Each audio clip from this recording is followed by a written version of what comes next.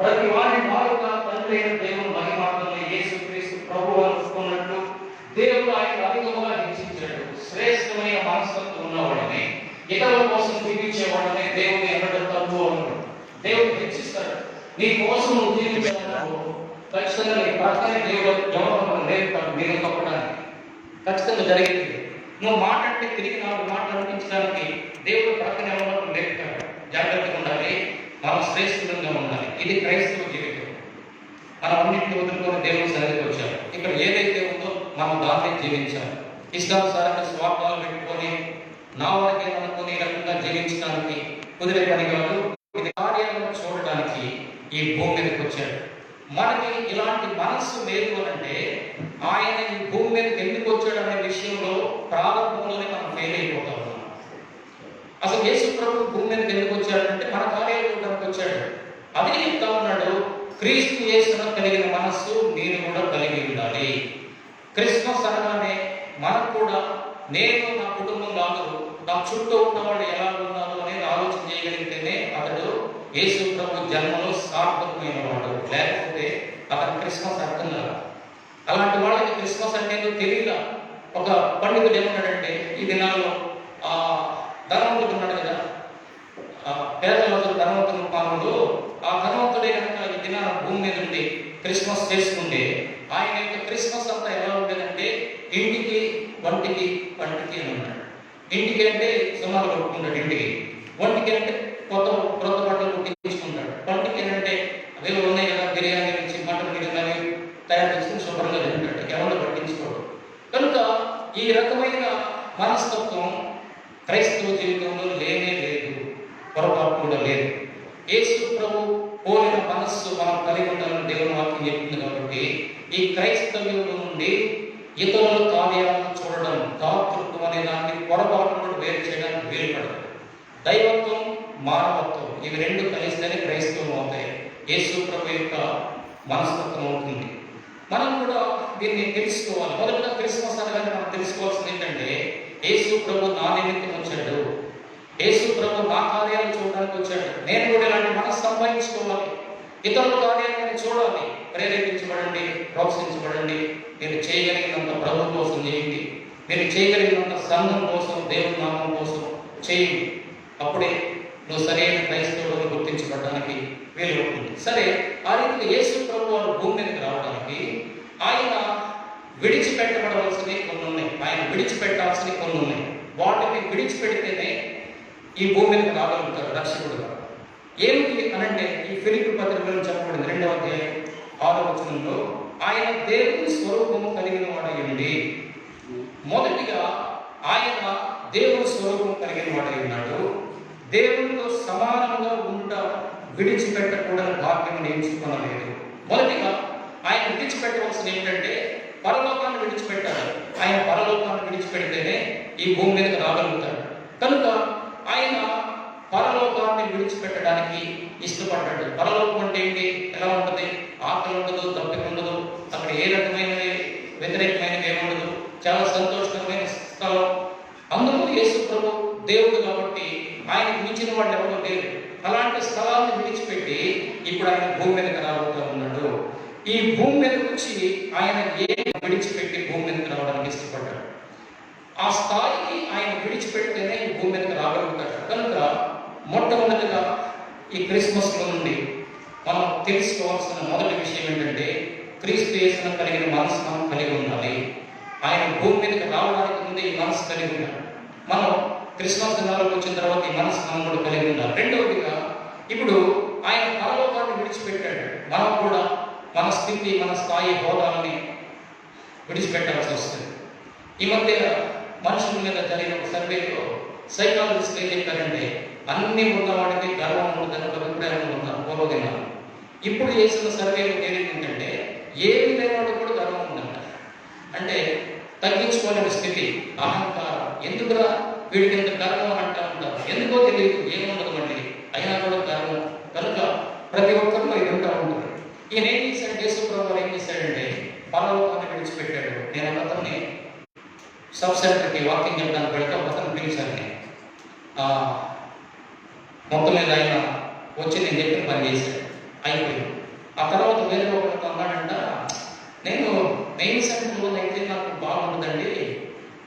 Centre అంటే నా స్థాయికి తగింది కావాలంటే మాట్లాడాడు. మెయిన్ సెంటర్ కావాలంటే అంటే యేసు ప్రభు సమాధిని చూడడానికి ఒక ఆయన ఉన్నాడు, పంచుకున్నాడు. ఆయన చెప్పాడు నాకు, యేసు ప్రభు సమాధిని చూడడానికి వెళ్తే ఆ సమాధి లోపలికి వెళ్ళే ద్వారం 4 అడుగుల హైట్ ఉంటుందంట. 4 అడుగుల హైట్. సహజంగా 4 అడుగుల హైట్ ఆ పిల్లలే ఉంటారు. పెద్దోళ్ళు ఎవరైనా కనీసం 5-5.5, మరి 6 అడుగులు లేకపోయినా ఉంటారు కదా, 5-5.5 ఉంటారు కదా. ఎందుకంటే ఇంత చేసిన వాళ్ళు కొంచెం 6 అడుగులు కట్టకూడదు, 7 అడుగులు కట్టకూడదు, ఈజీగా వెళ్తారు కదా అంటే వాళ్ళు చెప్పారంట, యేసు ప్రభు దగ్గరకు వచ్చేవాడు ఎవడైనా సరే వంగి వెళ్ళాల్సిందే ఆయన చూడాలంటే. ఆయన దేవుడు, ఆయన రాజు కాబట్టి నిటారుగా స్ట్రైట్గా ఆయన దగ్గరికి వెళ్ళడానికి వీలు పడదు. దేనంగా వంగి నమస్కరిస్తూ వెళ్ళాల్సింది, ఆయన దగ్గరికి వెళ్ళాల్సింది ఎవరు కూడా. కనుక ఆయన దేవుడు, ఆయన ఏం చేశాడు అంటే ఆయనే దేవుడై ఉండి పరలోకాన్ని, దైవత్వాన్ని ప్రక్కన, ఆ స్థాయిని ప్రక్కన పెట్టేసి భూమి మీదకి వచ్చాడు. మనం కూడా మనకున్న స్థితిగతులు, పరిస్థితులన్నింటినీ వదిలేసి దేవుని సన్నిధిలో దేవుని ఆరాధన చేసేవాళ్ళగా ఉండాలి. రెండవదిగా ఆయన దాసుని స్వరూపం ధరించాడు. ఇది అసాధారణమైన విషయం. ఎవరైనా కూడా దాసుడు కూడా బాస్గా ఉండాలి, అధికారిగా ఉండాలని కోరిక ఉంటుంది ఎవరికైనా. ఒక బాస్, ఒక అధికారి దాసులుగా ఉండాలని ఎప్పుడు కోరుకోండి. ఈ స్థాయిలో ఉన్నవాడు రేపు ఉదయాన్నే ఈ స్థాయిలో అధికారంలోకి రావాలనుకుంటాడు.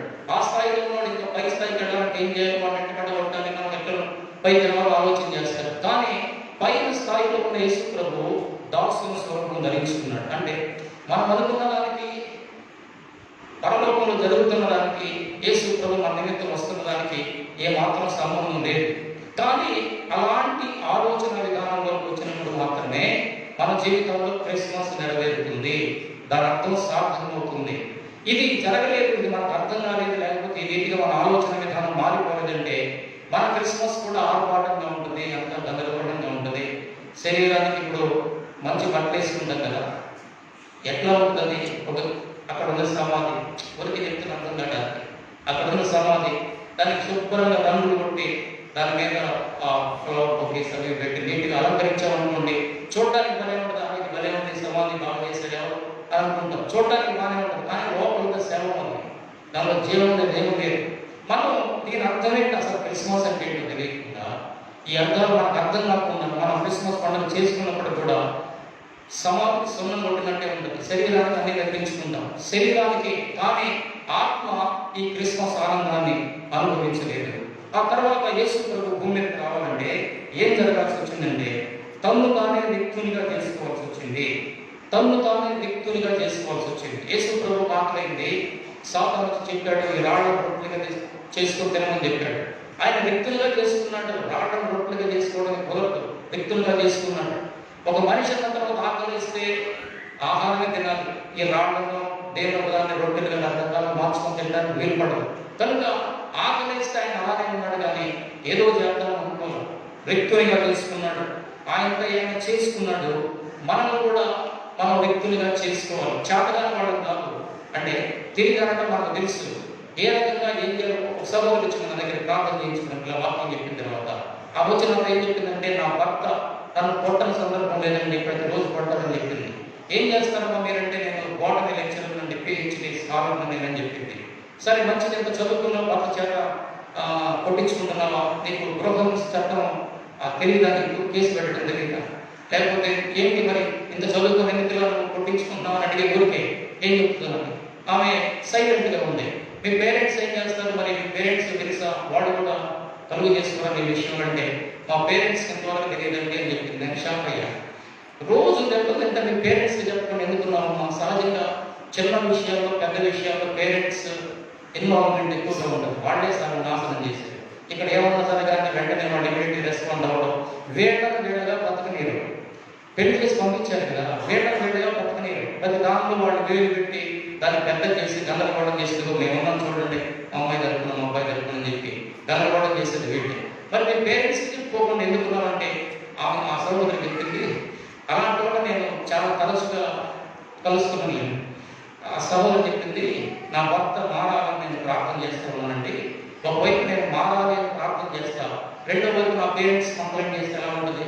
ఒకవైపు నా భర్త మారాలని నేను ప్రార్థన చేస్తాను, రెండో వైపు స్టేషన్కి కేసు పెడితే ఎలా ఉంటుంది. అసలు వాళ్ళ అన్నయ్య పోలీస్ కానిస్టేబుల్ అంట. కాబట్టి పోలీస్ డిపార్ట్మెంట్లో ఉన్న ఫ్యామిలీ వాళ్ళది అయినప్పుడు కూడా ఆమె ఏ ప్రయత్నాలు చేయలేదు. వాళ్ళ భర్తను అదుపులో పెట్టుకోవడానికి, వాళ్ళ భర్తను గ్రిప్పులో పెట్టుకోవడానికి. ఒక రాత్రి కూడా ఒక సహోదరుడు ఫోన్ చేసి భయంకరంగా కళ్ళని పెట్టుకుని ఏడుస్తూ ఉన్నారు. వాళ్ళ చెల్లికి అతను వాట్సాప్లో మెసేజ్ పెట్టాడు. ఏం పెట్టాడు అంటే, తెలివైన భార్య, జ్ఞానవంతురాలైన భార్య తన భర్తను రాజుగా చేసి తాను రాణిగా ఏలుబడి చేస్తున్నది, తాను రాణిగా చలామణ అవుతుందని పెట్టాడంట. జ్ఞానవంతురాలైన భార్య, తెలివైన భార్య తన భర్తను రాజుగా చేసి ఆ రాజుకు తాను రాణిగా ఏలుబడి చేస్తుంది, చలామణి చేస్తుంది అని చెప్పాడంట. తను మెసేజ్ పెట్టాడంటే వాడి సొంత చెల్లిలే. ఈయనేమో ప్రభుత్వం నమ్ముకున్నవాడు, ఈయనేమంటాడంటే మా బాగుంటుందని చూడండి అని అంటాడు. ఆ చెల్లి దయ్యాడంటే చెప్తా ఉంటాడు. ఆ చెల్లి తగ్గించుకోవట్లేదని చెప్పి, అమ్మ తగ్గించుకో, నీ భర్తను హెచ్చించు, రాజుగా చెయ్యి, అప్పుడు నువ్వు రాణిగా పోతావు ఆటోమేటిక్గా. కాబట్టి కుటుంబం బాగుంటుంది అని చెప్తే ఆమె రెక్కలు పెట్టిందో తెలుసా? తప్పు చేసిన వాడిని మొట్టమొదటి చెంపలు పగలగొడితే రెండోసారి అదోలి కాకుండా ఉంటాడు పెట్టింది. సో అది చూసి ఆయన షాక్ అయిపోయాడు. అరే మొత్తం మీద చాలా సీరియస్గా ఉంది. ఇక అది వేరే కదా. తర్వాత ఏం జరిగిందో ఈ పండుగ దినాలు మనం చెప్పుకోకూడదు. ప్రతి దానిలో ఒక నష్టం రాసుకుని ఉంటారు.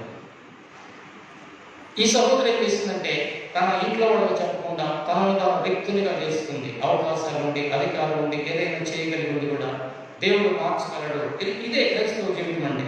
ఆ తర్వాత యేసు ప్రభు ఈ భూమి మీదకి రావాలంటే జరగవలసిన ఇంకొక కార్యం ఏంటంటే, మరణం పొందునంతగా విధేయత చూపాలి. ఆయన ఈ భూమి మీదకి వస్తే ఏం జరుగుతుందో తెలుసు.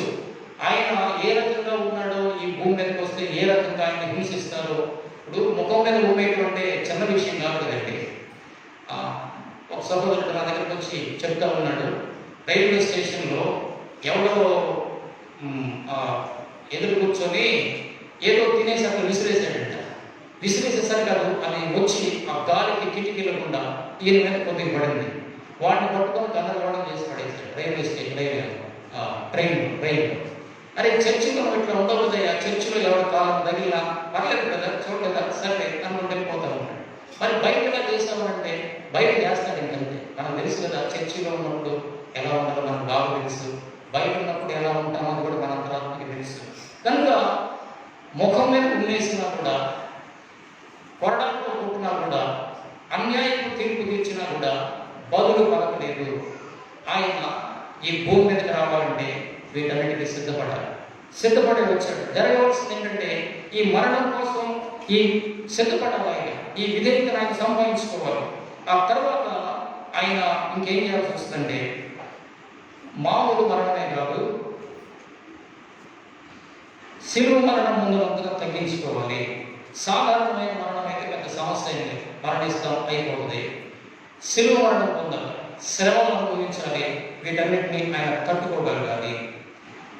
వీటన్నిటికీ ఆయన సిద్ధపడకుండా, ఈ కార్యాలన్నింటినీ ఆయన విడిచిపెట్టుకోకుండా, పరలోక మహిమను విడిచిపెట్టుకోకుండా ఈ భూమి మీదకి రావడం అనేది అసాధ్యమైన విషయం. తనను తాను తగ్గించుకున్నాడు. సాధారణంగా మనం తగ్గించుకోం, ఇతరులు మనం తగ్గించాలి. మనం తగ్గించే ప్రయత్నం చేశారనుకోండి, ఆటోమేటిక్గా వాళ్ళ మీద మనం గొడవకు దిగుతాం. కనుక మనం ఒప్పుకోం, మనం తగ్గించుకోవాలి. యేసు ప్రభువు తనను తాను తగ్గించుకున్నాడు. మనం కూడా మనం తగ్గించుకోవాలి. ఇదే క్రైస్తవ జీవితం.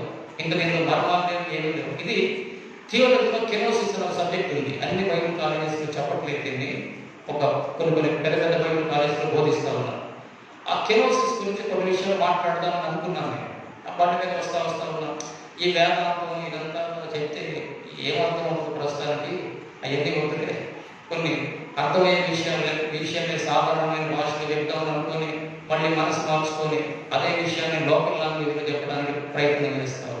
కాబట్టి మనం తెలుసుకోవాల్సింది ఏంటంటే, యేసు ప్రభు ఈ భూమి మీదకి రావాలి అంటే, మన కోసం జన్మించాలి అంటే, వీటన్నిటినీ ఆ పరలోకంలో ఉన్న మహిమను విడిచిపెట్టుకోవాలి.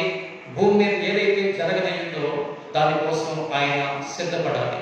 ఈ రీతిగా ఆయన భూమి మీదకి వస్తే తప్పితే మనం రక్షించబడడానికి అవకాశం లేదు. సింపుల్గా మనం ఏం చేస్తామంటే, యేసు ప్రభు పుట్టాడు, ఆయన భూమి మీదకి వచ్చాడని ఏదో చెప్పుకుంటా ఉంటాం, మంచిదే.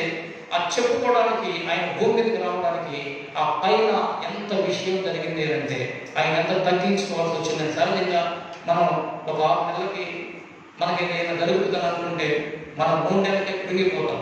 కానీ భూమి మీదకి వచ్చిన తర్వాత ఏం జరుగుతుందో ఆయన ఊహించుకుంటూ ఉంటే భయంకరమైన విషయం. మరి వాటన్నిటికీ సిద్ధపడి వచ్చాడు. క్రైస్తవ జీవితం కూడా అలానే ఉంటుంది. మనం అనుకున్నట్టు ఉండదు. మనల్ని ప్రోత్సహించే వాళ్ళు ఉండకపోవచ్చు, మనల్ని పాజిటివ్గా తీసుకునే వాళ్ళు ఉండొచ్చు, ఉండకపోవచ్చు. ఇది శ్రమతో కూడిన విషయం. యేసు ప్రభు వారు వీటన్నిటికీ సిద్ధపడి ఈ భూమి మీదకి వచ్చాడు. ఇప్పుడు మనం తెలుసుకుంటున్నాం ఏంటంటే, ఈ రకంగా ప్రభు భూమి మీదకి రావడానికి వీటన్నిటిని విడిచిపెట్టాడు. వీటిలో ఏ ఒక్కదాన్నైనా మనం కలిగి లేకపోతే మన క్రైస్తవ జీవితంలో పొరపాటు ఉన్నట్టే లెక్క. క్రీస్తు యేసునంత కలిగిన మనసు మనకు లేకపోయినా అది క్రైస్తవ జీవితం కానే.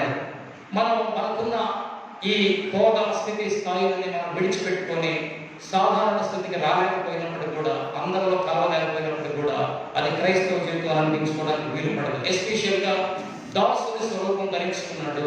ఆయన ఆ స్థితికి తగ్గించుకోకపోతే నీవు నేను వెళ్ళి ఆయన కలుసుకోవడానికి వీలు పడదు. ఏదో ఒక గొప్ప మేడలో పుట్టాడనుకోండి, మనలాంటి ఎవరు రాణిస్తారు. అందుకని అందరికీ అందుబాటులో ఉండేటట్లు యేసు ప్రభు వారు ఒక సాధారణ స్థితిలో పుట్టాడు. తాను వ్యక్తులుగా చేసుకున్నాడు. మరణం పొందినంతగా విధేయత చూపించాడు. శిలువ మరణం పొందినంతగా ఆయన విధేయత చూపించాడు. ఇదంతా ఎందుకు అంటే మన స్థానంలో మనము ఆయన ఉండి మనల్ని శిక్ష నుండి తప్పించడానికి, మనల్ని రక్షించడానికి. ఆ రాజు అనేవాడు ఒకడు ఉన్నాడు స్కూల్లో, రవి అనేవాడు ఉన్నాడంట. అందరికీ తెలిసిన కథే. ఈ కుర్రోడు రాజు అనే కుర్రోడు ఏం చేశాడంటే, స్కూల్లో ఈ రవి అనేవాడు వేరే కుర్రోడు భోజనం మీద తినేశాడంట. ఆ రోజు క్యారేజ్ తీసుకెళ్ళలేదు, ఏమి తెలియదు. మొత్తం మీద భోజనం తినేసిన తర్వాత వీడు ఆ కుర్రోడు ఏంటి చెప్పాడు ప్రిన్సిపల్ గారికి, సార్ నా బాక్స్లో ఉన్న ఫుడ్ ఎవరు, లంచ్ బాక్స్లో ఉన్న ఫుడ్ ఎవరు తినేశారని అని చెప్తే, ఆ టీచర్ గారి పిల్లలందరినీ కూర్చి ఒక చోట కూర్చి ఎవడరా ఈ దొంగ పని చేసిందంటే ఈ రాజు అనేవాడు తిన్నాడని తెలిసింది. ఇక వాడిని పట్టుకొని దొంగతనం చేస్తానంటే వాడు కొట్టాలి. వాడిని కనుక గట్టిగా కొడితే వాడు తినక సరైన తిండి లేకపోతే వాడు సన్నగా ఉన్నాడు, చనిపోతాడు, చనిపోయే పొజిషన్లో ఉన్నాడు వాడు. కాబట్టి వాడిని కొడితే చనిపోతాడు అని ఈ ప్రిన్సిపల్ గారికి ప్రాణాభూసులు ఉంది. ఏదో తొందరపడి తిన్నాడే వాడిని కొడితే చనిపోతాడు, ఈ మాత్రం దాన్ని వాడు ప్రాణం తీయాలా కొట్టి వద్దులే అని అనుకున్నాడు. ఇంకొక రకంగా ఇంకొక వైపు ఆయన మనసు ఏం చెప్తా ఉందంటే, ఈ రోజున కనుక వీడిని వదిలి పెడితే ప్రిన్సిపల్ గారు వీడిని ఏమనలేదు కదా అని చెప్పి స్కూల్లో ఉన్న పిల్లలందరూ దొంగలు అవుతారు. ప్రిన్సిపల్ గారు ఏమనంటే చేద్దాం అనుకుంటారు. కనుక వీడిని ఒక్కడిని వదిలిపెట్టామంటే స్కూల్ని జడగొట్టిన అవుతారు. వాటిని కొట్టాల్సిందే అనుకున్నాడు ప్రిన్సిపల్ గారు. వాడి వైపు చూస్తేనే జాలి కలుగుతుంది, వాడు చేసిన పని వైపు చూస్తేనేమో ప్రిన్సిపల్ గారు హృదయం కఠినమైపోతాం. తప్పు ఖచ్చితంగా శిక్ష దాన్ని తీరా, లేకపోతే సమాజం చెడిపోతుంది, స్కూల్ చెడిపోతుంది, ఖచ్చితంగా కొట్టాలి. కనుక కొట్టడానికే సిద్ధపడ్డాడు. పోయాడు, ఒకడే పోతాడు. ఇక వాడిని చూసిన వాడు ఎవరో దొంగ పనులు చేయకుండా ఉంటారు, వాడిని కొట్టాల్సిందే, ఉంటే ఉన్నాడు పోతే ప్రిన్సిపల్ గారు సిద్ధపడ్డాడు. ఈ లోపు రవి అనే కుర్రోడు పరిగెత్తుకుంటూ వచ్చి, సార్ వాడిని కొడితే వాడు చచ్చిపోతాడండి, వాటి పక్షాన మీరు కొట్టేది నన్ను కొట్టండి, నేనైతే తప్పుకుంటాను సార్, వాడిని విడిచిపెట్టండి అని చెప్పాడు. సరే జరిగింది బాగానే ఇదే ఆలోచన అని చెప్పి, అదే ఎవరైనా స్కూల్లో దొంగతనం చేస్తే ఏం చేస్తానో తెలుసా, ఎలా కొడతానో తెలుసా, చూడు వెళ్ళి కొడతానని చెప్పి భయంకరంగా కొట్టేశాడు. పిల్లలందరికీ భయం వచ్చేసినాము, ప్రిన్సిపల్ గా దొంగతనం చేస్తే ఎలా కొడతాడు కాదు అని దొంగతనం మారుకున్నాం. పిల్లలంతా దొంగతనం చేసినప్పుడు ఈ రాజు అనేవాడు తప్పించబడ్డాడు. దెబ్బలు తిన్నవాడు ఏ దొంగతనం చేయకూడదు, రవి అనేవాడు దెబ్బలు తిన్నాడు. అంటే దొంగతనం చేసినందుకు దెబ్బలు తిన్నా, రాజు అనేవాడు పక్షాన దెబ్బలు తిన్నాడు. యేసు ప్రభువాడు కూడా మన నిమిత్తం మనకు రావాల్సిన శిక్షను అనుభవించడానికి మన పక్షాన ఈ భూమి మీదకి వచ్చాడు. ఆయన కొన్న మనస్తత్వంలో ఏ కొద్ది గొప్పైనా మనకి ఉందా పరిశీలన చేసుకోవాలి. ఈ థాట్లో మతంలో మనం రాలేకపోతే, ఈ ఆలోచన విధానంలోకి మనం రాలేకపోతే అది క్రైస్తవ జీవితమే కాదు. మహా ఉంటే మనం అనుగుణంగా ఉంటాం, ఆ స్థితి కంటే ఇంకా తెలిసారంటే నీచులంగా ఉంటాం, మళ్ళీ మనం క్రైస్తవం చెప్పుకుంటాం. యేసు ప్రభువు శ్రేష్ఠుడు, ఆయన పోలిన మనస్తత్వం మనం కలిగి ఉండాలి. క్రైస్తవం చెప్పేది, క్రైస్తవం చెప్పేది. యేసు ప్రభు పేరు పెట్టుకుంటే ఈ విధంగా మారిపోవాల్సింది, ఆయన ఆలోచన విధానంలోకి రావాల్సింది. ఆయన భూమి మీదకి వచ్చినప్పుడు ఇదే మనకు మళ్ళీ బోధించాడు. ఏసీ కాలేజీలో పెట్టి చూస్తే ఆ లా బిల్డింగ్ మీద ఒక శిలాఫలకం మీద ఒకటి ఉంటుంది. ఇది ఈ బిల్డింగ్ సండే స్కూల్ పిల్లల సహకారంతో కట్టబడింది అని రాసి ఉంటుంది. ఆ బిల్డింగ్, లా బిల్డింగ్ ఎవరి సహకారంతో కట్టారంటే సండే స్కూల్ పిల్లల సహకారంతో కట్టబడిందంట. వాళ్ళకైతే పాకెట్ మన పిల్లలు తల్లిదండ్రులు ఇస్తే వాటిలో కొంత దాచుకొని వాళ్ళు ఇండియాకు పంపిస్తే ఇండియాలో ఈ లా బిల్డింగ్స్ ఇవన్నీ కట్టారు వేసిందని. వాళ్ళకి చిన్నపిల్లలకి ఎంత దాతృత్వం ఉంది, క్రీస్తు చేసిన కలిగిన మనస్సు ఎలా ఉంది, వాళ్ళు నీచులుగా లేదు, అదములుగా లేదు. ఇండియాలో వాళ్ళు ఎవరో వాళ్ళకి తెలుసా? ఇండియాలో వాళ్ళు మంచి బిల్డింగ్స్లో చదువుకుంటే వాళ్ళకి ఏమైనా ఉపయోగం, లాభం వస్తుందా? ఏంటి ఆ మనసు అంటే అదే క్రీస్తు చేసిన కలిగిన మనస్సు. దేవుడు పెట్టడమైన మనకు ఇలాంటి మనస్సు లేకపోతే మన ప్రారంభంలోనే మనం ఫెయిల్ అయ్యాము. ఈ క్రిస్మస్ విషయంలో మొట్టమొదట పాయింట్లోనే మనం ఫెయిల్ అయిపోయాం. ఆయన ఆకారబంధ మనుషులుగా కనబడ్డాడు. ఆయన ఈ భూమి మీదకి వచ్చాడు. ఆ ప్రభువు ఈ భూమి మీదకి వచ్చిన తర్వాత కొన్ని సంఘటనలు జరుగుతూ వచ్చాయి. సింపుల్గా చెప్తాను. లూకా సువార్త 2:11 ఏముందంటే ఆయన గొర్రెల కాపరులకి దర్శనం ఇచ్చాడు. లూకా సువార్త 2:11 మొదటిగా భూమి మీదకి రాకముందు యేసు ప్రభువు ఏమి విడిచిపెట్టాడనే సంగతి మనం తెలుసుకుని ఉండాలి. తర్వాత భూమి మీదకి వచ్చిన తర్వాత జరిగిన సంఘటనలు 2:11 ఏం జరుగుతామంటే మనందరం తెలుసు. దావీదు పట్టణమందు నేడు రక్షకుడు మీ కొరకు పుట్టి ఉన్నాడు, ఈయన ప్రభు అయిన క్రీస్తు. దానికి ఇదే మీ కాలంలో ఒక శిశువు పొత్తు గుడ్డలతో చుట్టబడి ఒక తొట్టులో పండుకొని మీరు చూచెదరని వాళ్ళకి చెప్పాను. ఇది దేవుని దూతలు ఏం చెప్తా ఉన్నారంటే, ఆ దూత ఏం చెప్తా ఉందంటే, ఇదిగో ప్రజలందరికీ కలుగు మహా సంతోషకరమైన సువార్తను నేను మీకు తెలియపరుస్తూ ఉన్నాను. గొర్రెల కాపరులకి తెలియపరచబడతా ఉంది. వాళ్ళు మేపుతూ ఉన్న పొలం, బోయేసు పొలం. ఆ పొలంలో వాళ్ళు రాత్రి కూడా మందరం మేపుతూ ఉన్నారు. యెరూషలేములో 2 రకాలైన గొర్రెలు మేపుతూ ఉంటారు. ఒకటి ఉన్ని కోసం, మాంసం కోసం, చర్మం కోసం మేపే గొర్రెలు రకం గొర్రెలు ఉన్నాయి. 2వ రకం గొర్రెలు వాటిని కేవలం దేవుడికి బలి ఇవ్వడానికి మేపుతారు. వాటిని ఉన్ని కోసం, మాంసం కోసం మేపరు. ఈ గొర్రెల కాపరులు ఎవరంటే దేవుడికి బలి ఇవ్వడానికి మేపే గొర్రెలు మేపే కాపరులు. దేవుడితో వచ్చి ఏం చెప్తా ఉన్నాడంటే, కాపరులారా, దేవుడికి బలి ఇవ్వడానికి ప్రజల పక్షాన పాపం ప్రాయశ్చిత్తం కలగడానికి అన్నట్టుగా మీరు గొర్రెలు మేపుతూ ఉన్నారు. కానీ వీటి వలన ప్రాయశ్చిత్తం కలుగుకోవడం లేదు. ప్రపంచవ్యాప్తంగా నరులందరికీ, మనుషులందరికీ ఒకటే ప్రాయశ్చిత్తాంత బలి, ఈయన రక్షకుడు మీ కోసం పుట్టి ఉన్నాడు. మీరు వెళ్ళి చూడండి, మీ గొర్రెలు ఆపేసేయండి, వీటి వలన ప్రాయశ్చిత్తం కలగదు. యేసు ప్రభు యొక్క ఆగమనం జరగనంత వరకు, ఆయన పుట్టుకు జరగనంత వరకు మీరు గొర్రెలు మేపి వీటి ద్వారా ప్రజల పాపాలను శాంతి చేసుకుంటా వచ్చారు. వాటిని మీరు మేపుతున్నారు, అమ్ముతున్నారు. రాబో దినాలు జరగబోయేది కాదు. ప్రభు అయిన రక్షకుడు మీ కోసం పుట్టి ఉన్నాడు, ఆయనే గొర్రె పిల్ల, ఆయన దగ్గరికి వెళ్ళి చూడండి అని చెప్పినప్పుడు వాళ్ళ గొర్రెలను పెట్టేసి వెళ్ళి ఆ ప్రభు అయిన యేసుక్రీస్తు వారు చూసి, మన కోసం రక్షకుడు పుట్టి ఉన్నాడు, మన కోసం దేవుని గొర్రె పిల్ల పుట్టి ఉన్నాడు, ఈయన బలియాగం ద్వారానే మనకు రక్షణ కలుగుబోతా ఉంది అని చెప్పి వాళ్ళు ఎక్కడెక్కడైతే వెళ్ళారో ఆ వెళ్ళిన ప్రతి చోట ఈ ప్రభువును గురించి చాటించడం మొదలు పెట్టారు. ప్రతి చోట చెప్పడం మొదలు పెట్టారు. ఈ రక్షకుని యొక్క జననం అనేది పాత నిబంధన యొక్క ఆచారాలన్నింటినీ పూర్తిగా తుడిచిపెట్టి వేసింది. పాత నిబంధన గ్రంథానికి, కొత్త నిబంధన గ్రంథానికి మధ్యలో 400 సంవత్సరాల గ్యాప్ ఉంది. ఆ దినాల్లో ప్రభు ప్రత్యక్షత లేదు. దీన్ని ఈ 400 years డార్క్ పీరియడ్ అని అంటారు, లేకపోతే సైలెంట్ పీరియడ్ అని అంటారు వేదాంత థియాలజీ. కనుక ఈ కాలంలో ప్రజలు ఏం చేశారంటే, దేవుడికి లేకపోతే జనులు కట్టు లేక తిరుగుతారనే వాక్యాన్ని తీసుకొని కొన్ని క్రమాలు అవి తయారు చేసి ప్రజల మీద వేసి రుద్దడం మొదలు పెట్టారు. దాదాపుగా 600 పైచిలకు ఆజ్ఞలు, శాస్త్రులు, పరిశీలన అనేవాళ్ళే తయారు చేశారు. యేసు ప్రభు గురించి ఏమంటాడంటే, మనుషులు నియమించిన పద్ధతులను, కట్టడలను దైవోపదేశంగా నేను బోధిస్తాను అని చెప్పాడు. ఇలాంటి అంధకారమైన పరిస్థితుల్లో ఉన్నారు. ఏది చేసినా తప్పే వీళ్ళ దృష్టికి. ఈ రకంగా మనుషుల్ని వేధిస్తూ ఉన్నప్పుడు వాళ్ళు యేసు ప్రభు పుట్టాడు. ఈ సమయం ఎలాంటిదంటే మహా సంతోషకరమైన సమయం. ఆయన దగ్గరకు వస్తే చాలు, ఆయన మీ పాపాలను పరిహరిస్తాడు, క్షమిస్తాడు. ఈ రకంగా మనస్సుకు ఊరట కలిగించే ఈ సంతోషకరమైన సువార్తమానాన్ని దేవుని దూత బోధనలు చెప్పారు. కనుక రక్షకుడు మన హృదయంలో పుట్టుంటే ఆయన కూర్చిన సమాచారం ఇతరులకు మనం తెలియజేయకుండా ఉండలేదు. ఒక ప్రభువుని నమ్ముకున్న దేవుని బిడ్డ, లేకపోతే రక్షించబడిన ఒక వ్యక్తి యేసు ప్రభువుని గురించి ఇతరులకు చెప్పకుండా నోరు మూసుకొని ఎలా ఉంటాడో నాకైతే అర్థం కాదు. నేను ఖచ్చితంగా అలాంటి వాళ్ళు సస్పెక్ట్ చేస్తాను. వాళ్ళలో సరైన మారు మనసు ఆ తీవ్రత లేదు. ఒకవేళ ఒకడు ఉన్నా కూడా మేము ఏ కారణం చేత వాడు మధ్యలో పోగొట్టుకున్నాం నిస్సందేహంగా. ఒక సంతోషకరమైన స్వార్థగా నీకు తెలిసినప్పుడు దాన్ని ఇతరులకు చెప్పకుండా ఎలా ఉంటావు, ఎలా ఉండగలుగుతావు? నీకు అది సరిగ్గా అర్థం కాలేదు, లేదు అంటే అనుభవం నీకు లేదు. ఒకవేళ నీకు తెలిసినా కూడా కాలక్రమంలో ఒక అదముడు స్థాయిలో నీచుడు స్థాయిలో నువ్వు దిగజారిపోయావు. నాకు ఎందుకు లేదు, నా వరకు ఉంటే సరిపోతుంది అనే స్థితికి దిగజారిపోయావు. అంతే, ఎవరు తెలిసి చెప్పలేదు. ఈ స్వార్థ అనేది పని కట్టుకొని చెప్పేది కాదు. వీళ్ళు గొర్రెలు రాసుకుంటూనే సమాచారం అందరికీ తెలిపారు.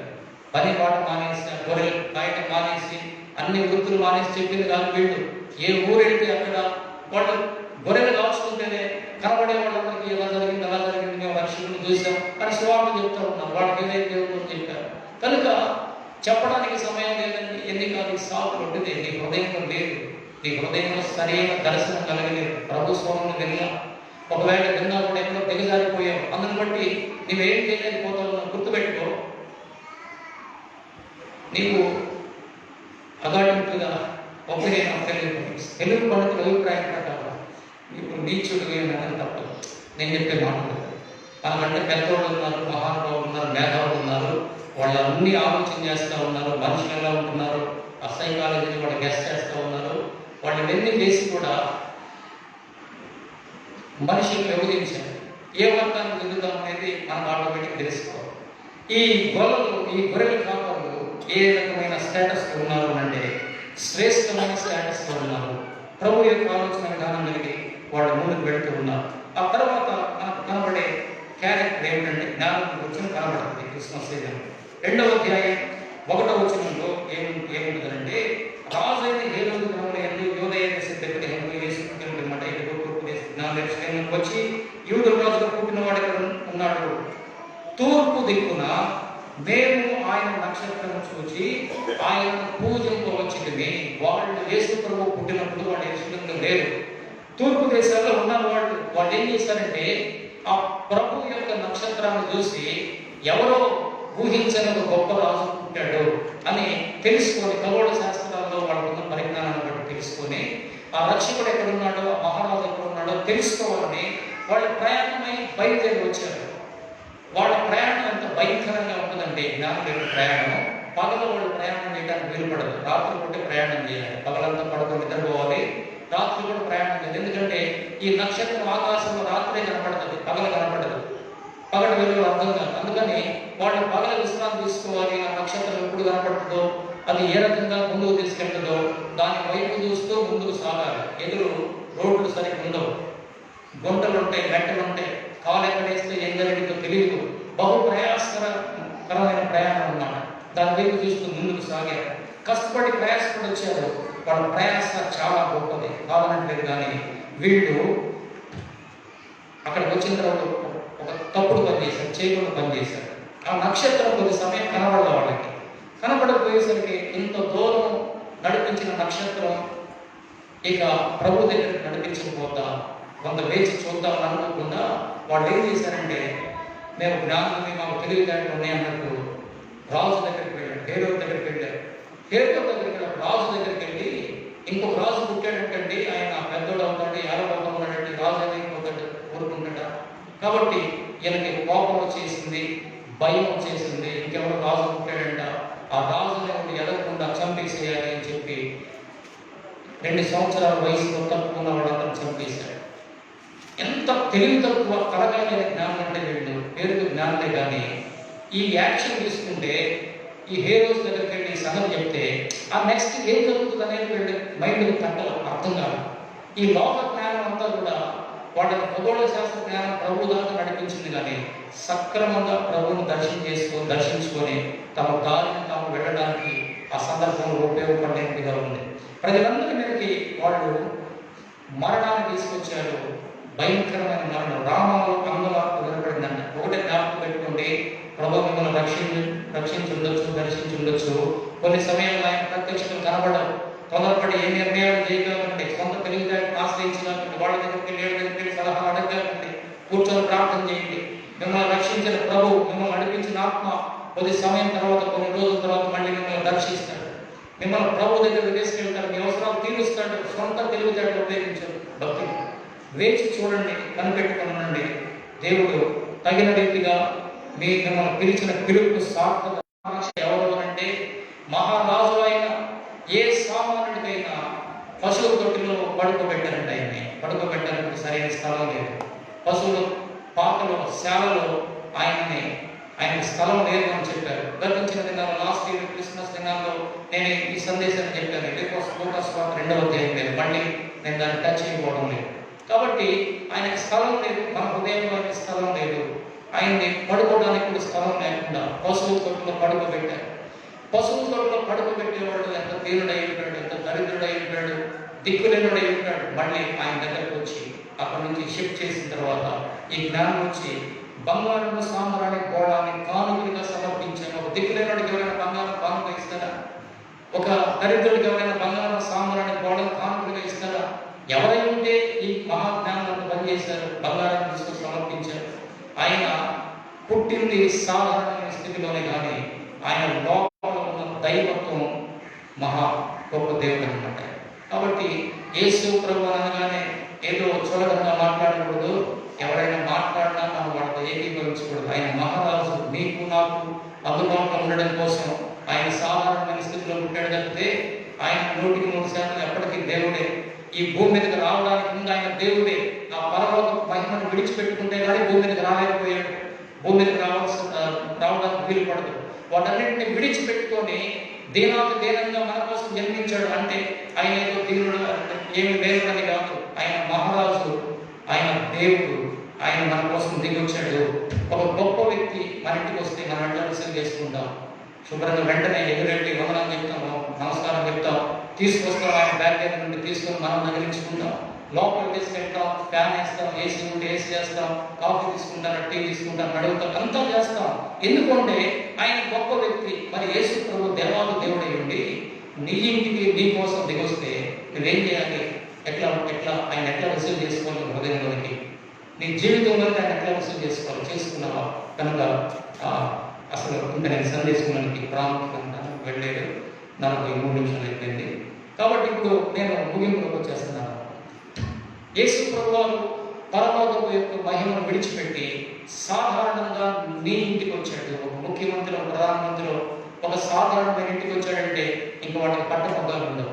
మరి ఇలాంటి సంతోషం యేసు ప్రభు దేవుడై ఉండి నీ దగ్గరకు వచ్చి, నీ హృదయం దగ్గరకు వచ్చి, నీ హృదయాన్ని తలుపు నేను లోపలికి వస్తాను, నేను నాతో కూడా భోజనం చేద్దాం, నేను దేవుడను, నేను ఘనమైన వాడను, నీతో ఉంటాను, నీ హృదయంలో ఉంటాను, నీ జీవితంలో ఉంటానని చెప్తే తలుపు తీయడానికి ఇష్టపడుతున్నావు లేదా? ఆయన హృదయంలోని రమ్మనడానికి ఇష్టపడుతున్నావు లేదా? ఆహ్వానిస్తున్నావా? ఆయనకి ఇవ్వాల్సిన విలువ, గౌరవం ఇస్తా ఉన్నావా? బయట ఉందని చెప్తా ఉన్నావా? కాబట్టి ఆయన నీ కోసం వచ్చాడు. ఈ భూమి మీద ఆయన పని లేదు. ఆయన కావాల్సిన నువ్వే. నీ వయసు ఏదైనా కూడా, నీ స్థితి ఏదైనా కూడా ఆయన నీ కోసమే వచ్చాడు. ఆయనకు కావాల్సిన నువ్వే. ఆయన్ని ఎట్లా రిసీవ్ చేసుకున్నావో అర్థం చేసుకో. ఆయనకి ఇవ్వాల్సిన గౌరవం ఎట్లా ఇస్తావో అర్థం చేసుకో. ఆయన నీ హృదయంలోకి వస్తే నిన్ను కామనస్తత్వం కలిగిన వాడిగా చేస్తాడు. మీరే దైవం అని వాక్యంలో ఉంది. ఆయనను ఎవరైతే పొందుకున్నామో వాళ్ళే దేవుని స్వరూపంలో ఉన్నవాడు, మిగిలిన వాడు కాదు. చాలా మంది వస్తారు చర్చిలకి, యేసు ప్రభు యొక్క ఆలోచన విధానం లేకుండా, ఈ క్రిస్మస్ అంటే ఏంటో తెలియకుండా రకరకాల యాక్షన్ సాంగ్స్ ఏం పెట్టి పెద్ద రైటింగ్ చేసి గమనగోళం చేస్తూ ఉంటారు. సరే, ఇట్ డజంట్ మ్యాటర్. మనం తెలుసుకోవాల్సిన దీని అర్థం ఏంటంటే యేసు ప్రభు కేవలం నా కోసం వచ్చాడు. నా కోసం రావాలంటే ఆయన ఎంతో త్యాగం చేయాల్సి వచ్చింది.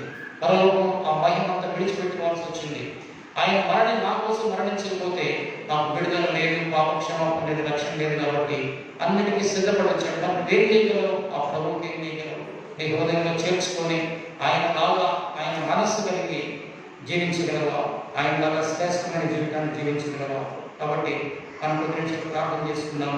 ప్రభువా, నేను ఇంకా అలాంటి ఆలోచన విధానంలోనికి రాలేదే, ఆ మనస్తత్వంలోనికి రాలేదే, నన్ను నేను తగ్గించుకోలేదు కదా. చిన్న విషయానికి నేను భయంకరంగా ఎగ్జైట్ అయిపోతాను. నన్ను మానవ స్వభావం నాలో చనిపోలేదు. ఈ క్రిస్మస్ నా అంతరార్థం ఏంటో నాకు ఇంకా అర్థం కానీ లేదు కదా. కనుక ప్రభు నాకు సహాయం చేయండి. నేను నీ మనస్సు కలిగి ఉండాలి, నీ రూపంలోనికి నేను మారాలి. నీవు నా కోసం వచ్చావు, గొప్ప వ్యక్తి, మహారాజుగా నా స్థాయికి దిగి నా దగ్గరికి వచ్చావు. నేను నా హృదయంలో చేర్చుకోలేదు కదా. ఒకవేళ చేర్చుకున్నా కూడా స్వార్థపూరితంగా ఉన్నాను. ఇంకా నా శరీరాశను చదువుకోకుండా, నా మనస్తత్వాన్ని నేను అదుపు చేసుకోలేకుండా, ఇతరులకు ప్రయోజనకరంగా మారకుండా నాకు నేను జీవిస్తూ ఉన్నాను. స్వార్థపూరితమైన ఆలోచన విధానాలు ఇంకా ఉంది. క్రీస్తు కలిగిన మనసు నాకు లేదు. కొన్నిసార్లు ఈ జ్ఞానం వల్ల నేను తొందరపాటు నిర్ణయం చేస్తా ఉన్నాను. ప్రభువా, నీ సన్నిధిలో కనిపెట్టలేని వాడిగా ఉంటా ఉన్నాను. ఈ గొర్రెల కోపం వల్లే స్వార్థ ప్రకటన చేయలేని వాడిగా ఉంటా ఉన్నాను. మీ గురించి నాలుగు మాటలు చెప్పలేని పరిస్థితులు నేను ఉన్నాను. మీ దగ్గర కనిపెట్టి లేని పరిస్థితులు నేను ఉన్నాను. కాబట్టి నాకు సహాయం చేయండి. క్రిస్మస్ అంటే మీరు నా కోసం దిగి రావడమే, మీరు నా కోసం జీవించడమే, మీరు నా కోసం మరణించడమే. మరి నేను మీకోసం ఏం చేస్తూ ఉన్నాను? ప్రశ్నించుకోండి మిమ్మల్ని. ప్రభు అయిన యేసు క్రీస్తు కోసం మీరు ఏం చేశారు? ఆయన హృదయంలో చేర్చుకున్నారా? ఆయన మనసును కలిగి ఉన్నారా? ఆయన వలె దీనులుగా ఉంటా ఉన్నారా? పరిశీలన చేసుకుంటూ 1-2 నిమిషాలు ప్రార్థన చేసుకుందాం.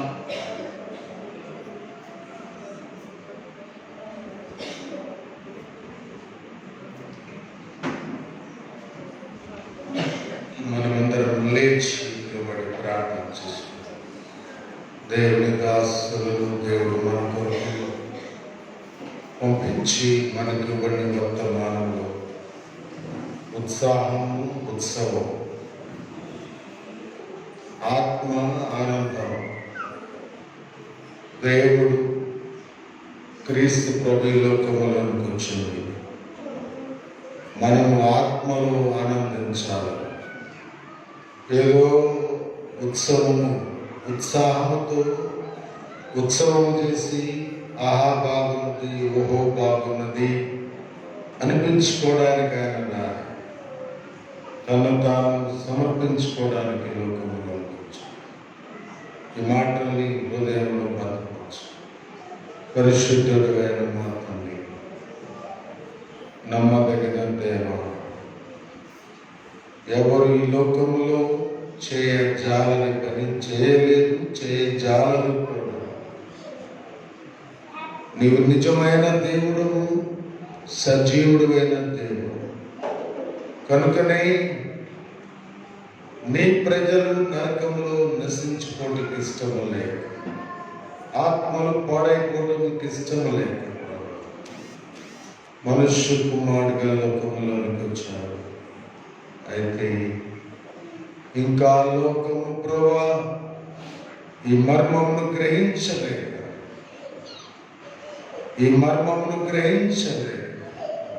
ఈ సత్యమును స్వీకరించలేక పండుగలు, పబ్బాలు గడుపుకోవడమే జరిగిపోతుంది.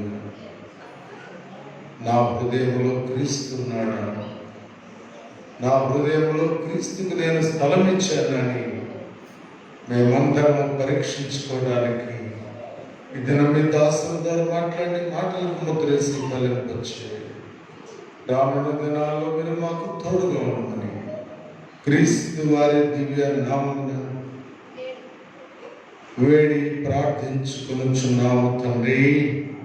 ఆమేన్. అనుకాలకు ప్రభు సమర్పించు.